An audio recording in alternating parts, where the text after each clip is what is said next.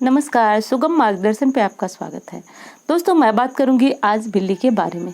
सभी चाहते हैं घर में लक्ष्मी आए, धन आए, माँ लक्ष्मी का स्थायी वास हो। इसके लिए हम बहुत सारे पालतू जानवर को भी रखते हैं। कोई कुत्ता पालता है, कोई बिल्ली पालता है, कोई खरगोश पालता है। बहुत सारे पालने वाले जीव हैं और हम उनको पालते हैं।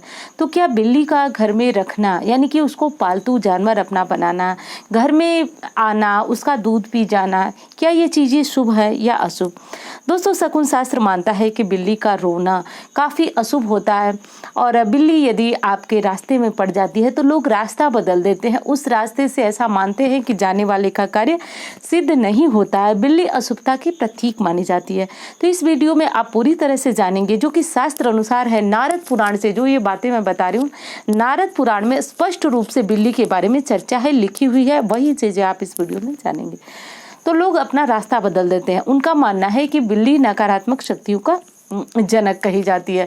तो बिल्ली, यदि हम किसी ज़रूरी काम से जा रहे हैं तो ऐसी मान्यता है कि बिल्ली रास्ते में दिखती है तो निश्चित रूप से हमारी यात्रा सफल नहीं होती है, हमारे कोई दुर्घटना हो सकती है।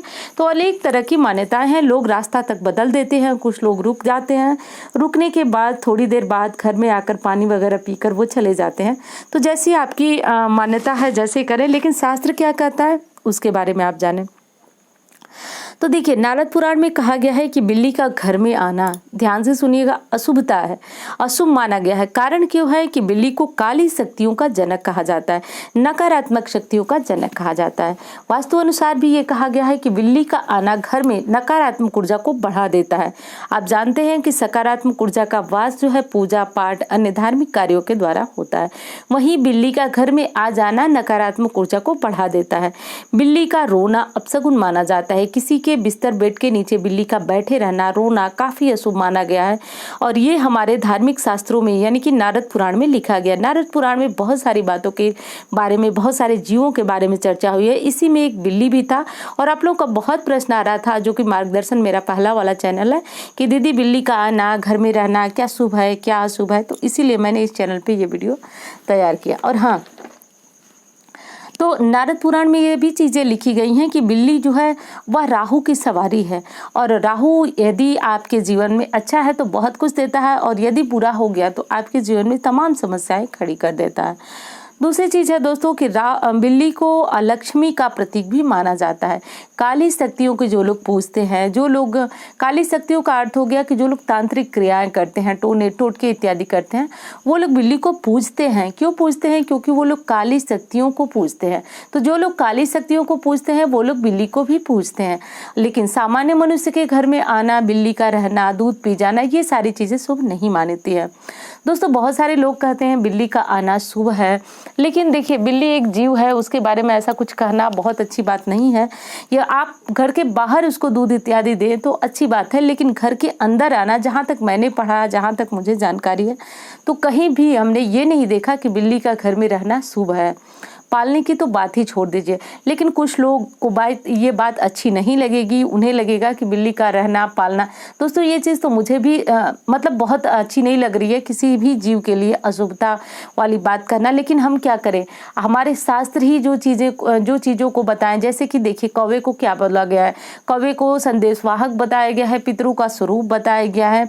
वहीं पे गौरैया पक्षी को ब्राह्मण के समान उसको बताया गया है। बहुत सारे जितने भी, कुत्ते को राहु केतु शनि का प्रतीक बताया गया है। तो जितने पक्षी हैं उनके बारे में उतनी बातें कही गई हैं, उनके बारे में कुछ विशेषताएं बताई गई हैं। तो मुझे आप लोग को सही और सटीक बात जो थी वो बतानी ही थी, तो मैंने बताया आपको। तो इस चीज़ का ध्यान रखिए। और दोस्तों, एक चीज़ और कही जाती है कि बिल्ली का घर में आना दरिद्रता को बढ़ावा देता है।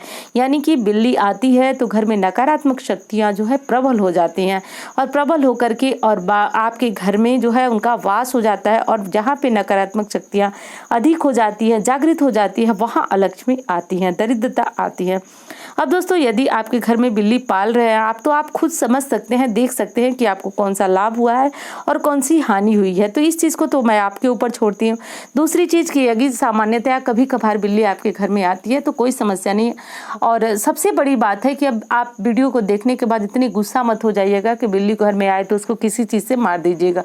बिल्ली को झाड़ू से मारना लक्ष्मी की हानि का ये सूचक है। तो कभी भी बिल्ली को झाड़ू से न मारें और मारने की आवश्यकता नहीं है। आप उसको मुंह से बोल करके डांट करके हटा देंगे, वो चली जाएगी। तो मारने की तो बिल्कुल आवश्यकता नहीं। वैसे ही किसी जीव को मारना नहीं चाहिए, इस बात का ध्यान रखें। रही बात घर में से हटाने की, तो वो आप कर सकते हैं।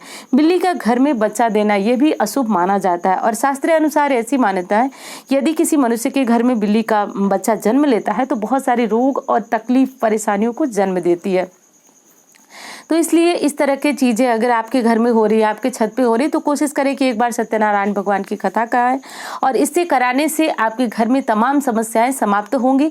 और कोशिश यही करें कि बिल्ली को घर के बाहर यदि आप दूध पिलाना चाहते हैं तो पिला दीजिए और घर के अंदर उसे न आने दें। घर में रोज सुबह शाम जो है धूप दीप दिखाते रहे, तो जितनी भी सकारात्मक शक्ति यदि जो है कि प्रबल होंगी तो नकारात्मक शक्तियों का समावेश आपके घर में कदापि नहीं होगा। तो दोस्तों, ये छोटी सी जानकारी उम्मीद करती हूँ आपको पसंद आएगी। धन्यवाद।